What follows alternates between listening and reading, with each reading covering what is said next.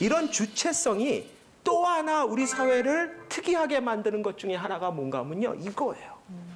제가 생각하기에는 주체성이 높은 우리나라 사람들이 제일 좋아하는 게 뭔가 하면 생각하기예요. 우리나라 사람들은 참 생각하는 거 좋아해요. 제가 일본에 있을 때요, 미치고 펄쩍 뛰는 게 뭔가 하면 같은 동네에 사는 선배가 저한테 자전거를 하나 빌려줬어요.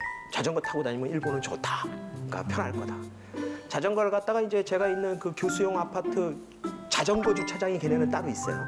거기다 딱 갖다 세웠더니 갑자기 경비원이 나와요. 그러더니 너 이거 등록했니요? 지금 뭔 소리냐? 그랬더니 자전거 등록해야 된다. 돈을 내고 경찰서에다 등록을 해요. 그래서 내가 그걸 왜 하냐? 그랬더니 그래 이제 네가 잃어버릴 때 찾을 수 있고 어쩌고 저쩌고 한다. 이렇게 봤더니 등록은 돼 있네. 이건 뭐냐? 그래서 내가 이거 내 선배 이름으로 등록된 거다. 그래서 그러니 네 이름으로 등록해야 된대요. 그래서 내가 아니 이거 몇 개월만 쓰다가 돌려줄 거다. 어? 아니 네 말대로 잃어버리면 내 선배한테 연락이 갈 테니까 그러니까 아무런 걱정 없다. 안 된대요. 그래서 제가 처음에 막 설명을 하려고 그러다가 안 되니까 알았다, 등록하겠다. 그리고 이제 도망을 다녔어요. 결국은 한 달쯤 도망을 다니다가 7번째 나한테 등록하라고 얘기할 때 제가 더러워서 한다 이러고 가서 했어요. 근데 한번 생각을 해보세요. 내가 몇 개월만 쓰고 돌려줄 거면 내가 이걸 등록을 했다가 또 그 선배한테 돌려주면 그 선배는 등록을 또 다시 해야 되잖아요. 이게 얼마나 불편해요. 모든 면에서 보면 그냥 안 하는 게 맞아요. 근데 얘네들이 그런 생각을 안 해요. 해야 된대요. 우리나라 사람들이요, 뭐 물어볼 게 있어서 동사무소나 구청이나 이런 데 가가지고 공무원한테 이거 이렇게 하면 됩니까? 이건 어떻게 합니까? 라고 물어봤을 때 그거는 매뉴얼상 원칙상 안 됩니다. 그럼 우리나라 국민들이 거기서 그렇습니까? 죄송합니다. 이러고 나오는 국민 봤어요?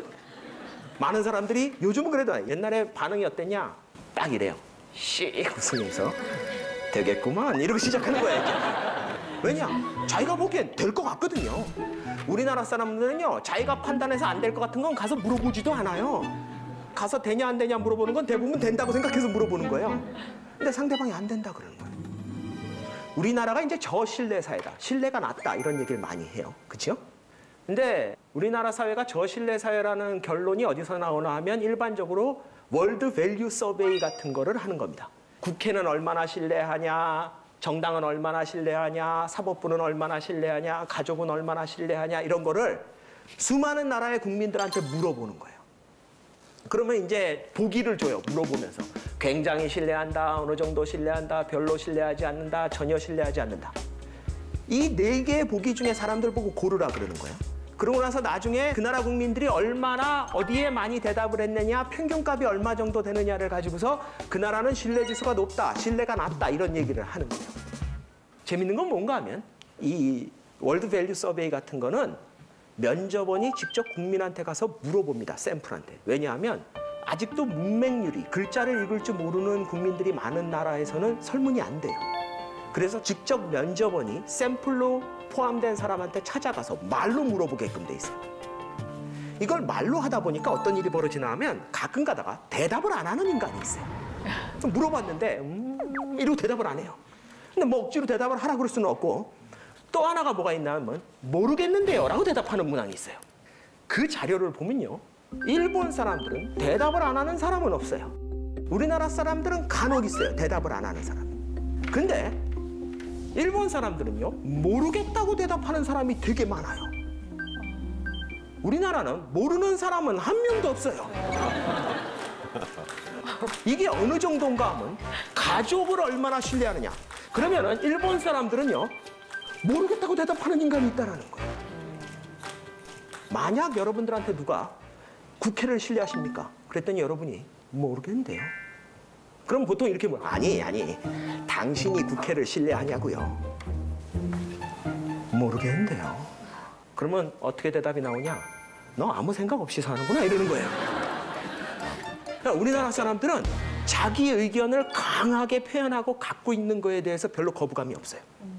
근데 일본 애들은 자기 스스로 생각하는 거를 별로 좋아하지 않습니다. 상대적으로. 전혀 아니란 얘기가 아니라. 그래서 걔네들이 실제로 표현만 안 하는 게 아니라 생각 자체도 잘 안 해요. 그러니까 저 같은 사람이 가서 이거 자전거 몇 개월만 탈 거라니까 돌려줄 거. 네가 생각해도 말이 되지 않아? 난 이런 식으로 얘기를 해요.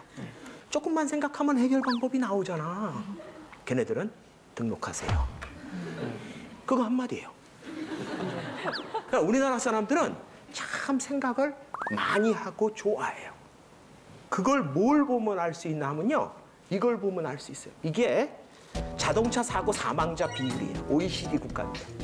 이건 이제 국민당 자동차 사고 사망자 비율 상당히 높죠. 우리나라에서 법규 준수율이 OECD 국가 중에 몇 위쯤 되는 줄 아세요? 그러니까 법을 얼마나 교통법규를 잘 지키냐. 최하는 아니고요. 최하위권입니다. 네. 27위에서 28위 정도 나온다고 해요. 34, 5개월. 그러니까 최하위권 맞아요.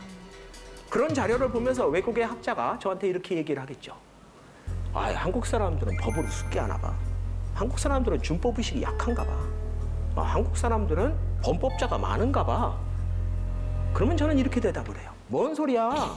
한국 사람들이 법을 얼마나 좋아하는데 말마다 법대로 하자고 그래.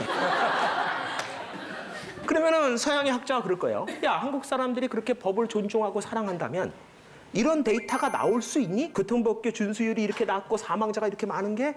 그러면 제가 설명을 해줘요.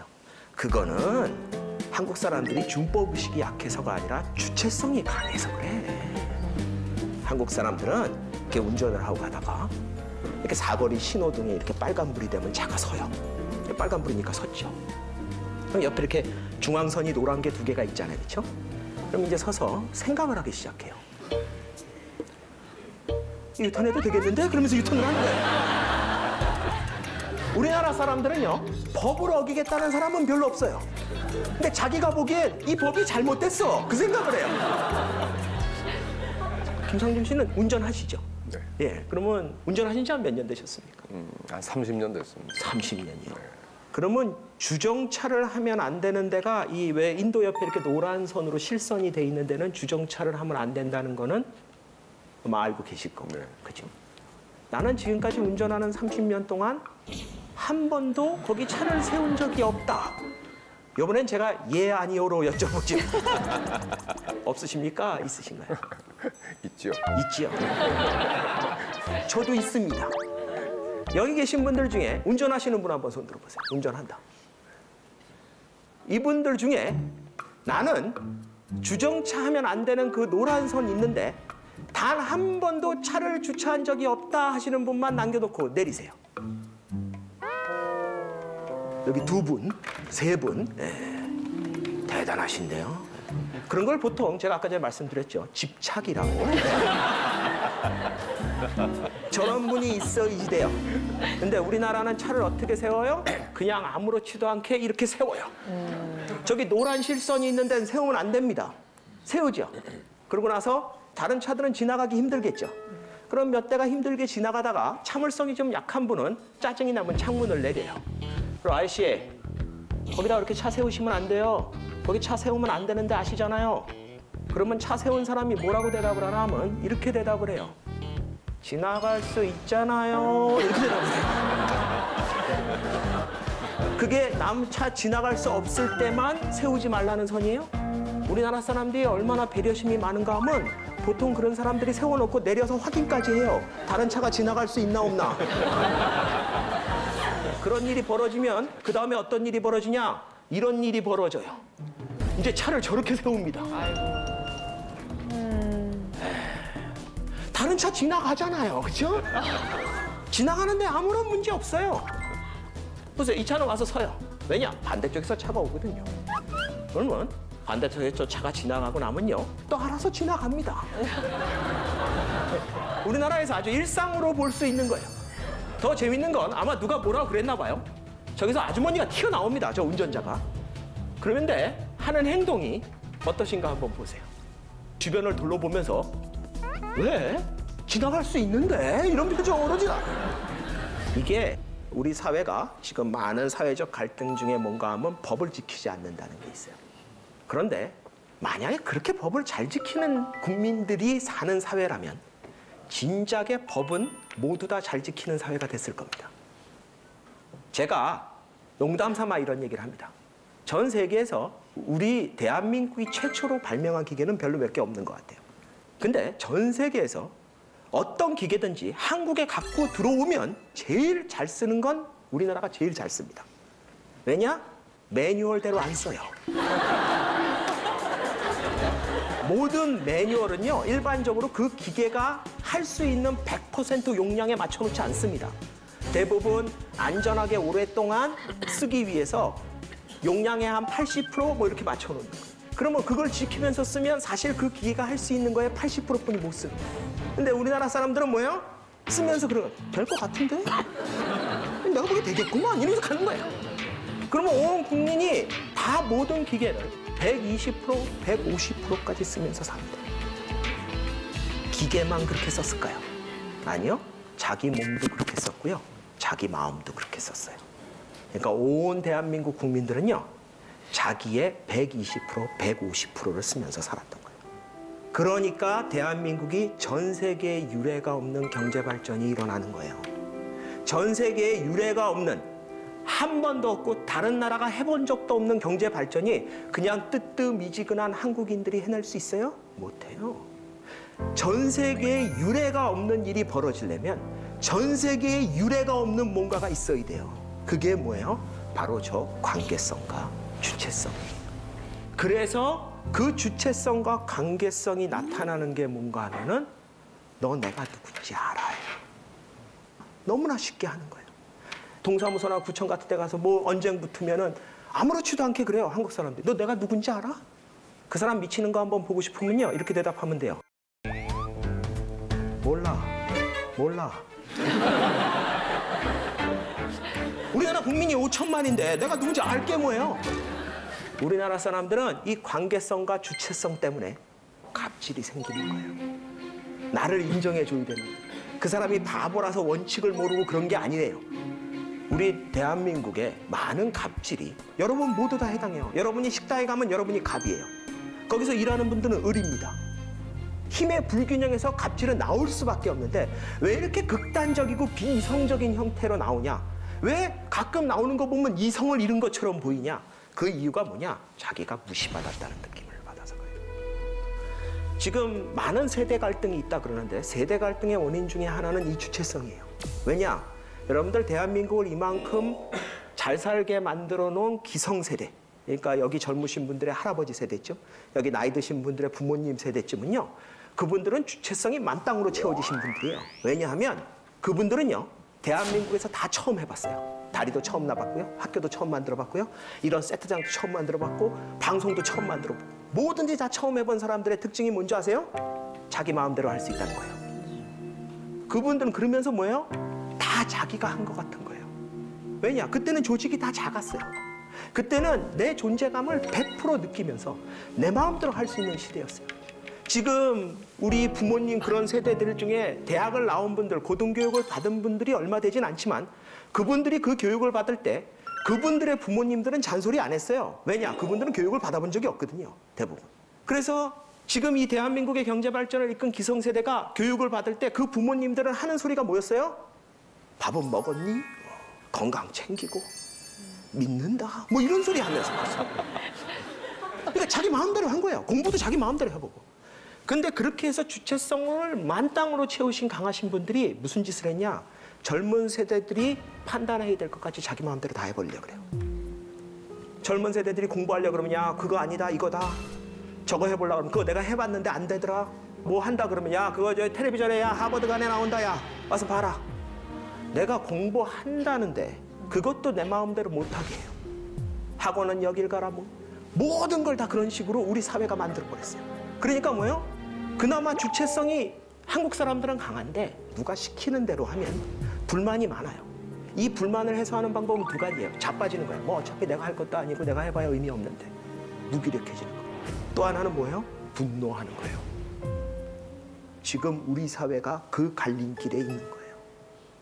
대한민국을 이런 어떤 세계의 유례가 없는 경제 발전을 이끌었던 바로 그 원동력이 바로 우리 스스로를 불행하게 만들 수밖에 없다는 거예요. 여러분들이 주인공이 되고 싶어요. 그건 누구나 그래요. 특히 다른 사회에 비해서 한국 사람들이 더 그래요. 문제는 주인공 되기가 얼마나 힘든데요. 옛날에 200명이 모여 있을 때는 나 한 명 빠지면 200분의 1이 빠지기 때문에 다 알아요. 요새 대기업 같은데 30만 명인데 나 빠지면 압니까? 옛날에는 우리의 기성세대들은요, 자신의 존재감을 느끼고 싶지 않아도 느끼면서 살 수밖에 없었어요. 이제는 뭐예요? 여러분들은 75억 인구 중에 한 명이 돼버렸어요. 우리나라가 왜 이렇게 불행할까요? 가진 게 없어서?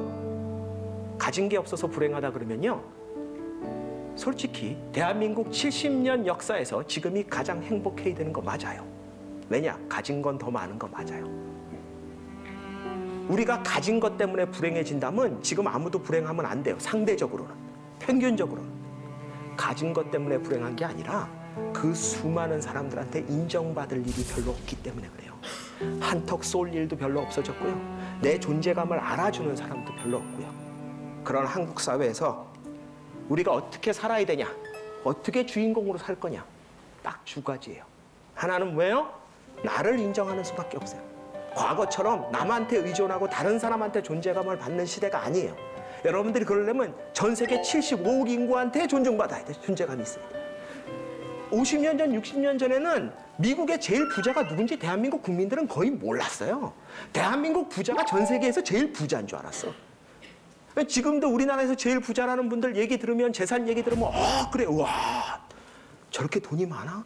그런데 그런 분이 전 세계 무슨 500대 부자에서 보면 랭킹이 200이니 300이니 이런 거 얘기 보면 뭐 지난해나 뭐 별로 다를 것 같지 않은 것 같아요. 이런 시대에 살고 있는 거예요. 여러분이 뭘 해도 전 세계 75억 인구랑 비교될 거라는 거예요. 여러분의 존재감을 강하게 느껴주는 여러분 주변에 있는 사람들은 아빠, 엄마, 형제, 자녀 정도뿐이 안 돼요, 이제.